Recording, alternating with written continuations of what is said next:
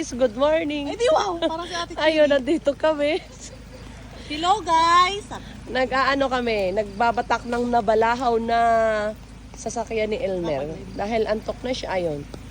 Ba naman Mamaya, di pa ako nakago. ang niyog dinaanan. Lakas tama.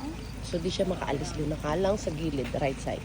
Ngayon, si Romel naman is magtatry. Ayan, ang magaling din. Kung paanong gagawin. Hoy, baka magkaroon ng sasakyan sa likod naman, maatrasan. Ano layar mo ng ato po?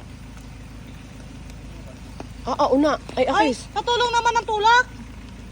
Baka nga Akis mapatid yung tali sa atin lumapnit. Ayan si Tiorni ang promotor sa lahat ng ito. Siya nagturo ng umama ni Obrahan. Si Bibi na lang sa unahan. Ayun na nga. Windandahan at baka naman magkalsuhan yung tatlo doon sa likuran. Alalayan ko din kay Raptor sa likod. Ate, hindi, wala naman. Si Tiordig naman, Diyos ko, tutulong pa. Ano niya yan?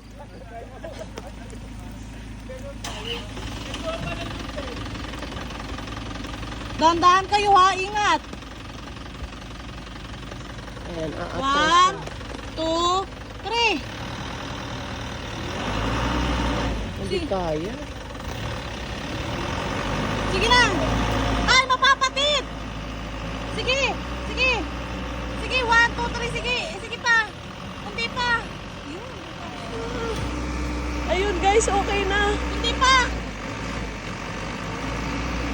Ayun guys, ang galing ng Raptor. Ay,